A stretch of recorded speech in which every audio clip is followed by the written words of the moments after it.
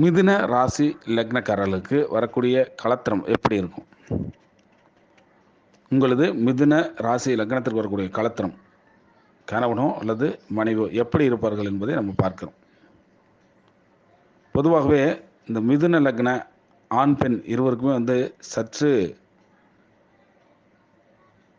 சீக்கிரமாகவே திருமணம் செய்து கொள்வது நல்லது. ஏன்னு கேட்டிங்கன்னா, அவங்களுக்கு திருமண தடை என்பது வரக்கூடாது.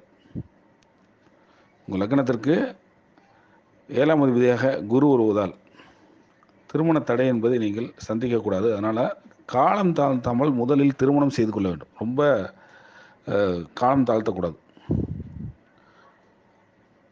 முறைப்படி திருமணம் செய்து கொள்வது மிக மிக உத்தமமாக இருந்தாலும் கூட அவர்கள் பதிவு திருமணம் எதுவாக செஞ்சிட்டாங்கன்னா ரொம்ப ரொம்ப சிறப்பு.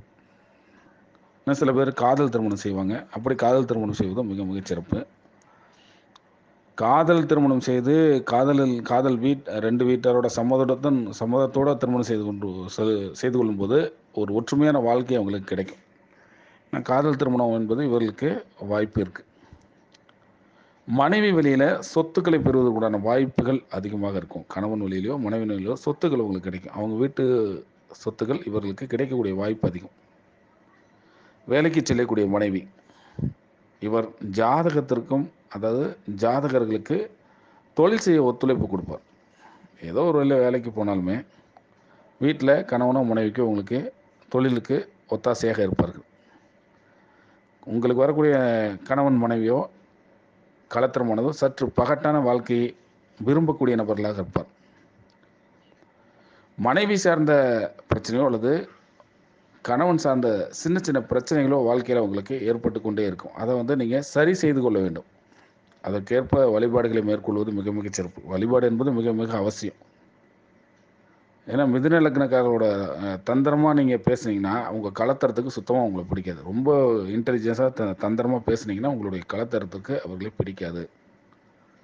அதே போல் உங்கள் கணவனோ அல்லது மனைவி வழியில் 2 திருமணம் செய்தவர்கள் இருப்பாங்க. அப்போ இண்டிகேட்டராக நீங்கள் எப்படி எடுத்துக்கலாம்னா, நீங்கள் பார்க்கும்போது அந்த குடும்பத்தில் 2 திருமணம் செய்தவர்கள் யாருக்காவது இருக்கும். உங்கள் களத்தரத்தின் வழியில் கணவனோ மனைவியோ உங்கள் களத்தரத்தின் வழியில் 2 திருமணம் செய்தவர்கள் இருப்பார்கள்.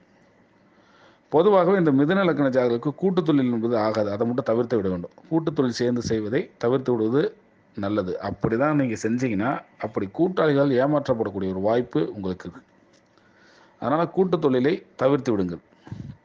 இல்லை என்றால் நண்பர்களால் ஒரு அவமானம் இல்லைன்னா ஒரு இழப்பு ஏற்படும். அவமானம் ஏற்பட்டும், இல்லைன்னா இழப்பை ஏற்படுத்திவிடும்.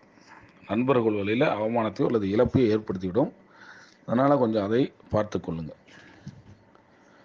2வது குழந்தை பிறப்பதற்கு சற்று தாமதமாகும். இல்லைன்னா 2வது குழந்தை பிறப்பதற்கு உங்களுக்கு அதாவது மருத்துவ செலவு ஏற்படும். அதாவது ஹாஸ்பிட்டல் போய் செலவு பண்ணி 2வது குழந்தை பெற்றுக்கொள்ளக்கூடிய ஒரு வாய்ப்பு உண்டு. அதனால்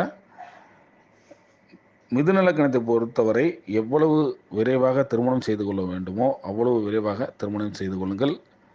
உங்கள் வாழ்க்கை வளமுடன் மகிழ்வுடன் அமைய எல்லாம் வல்ல இறைவனை பிரார்த்தனை செய்கிறேன். நன்றி. வாழ்க வளமுடன்.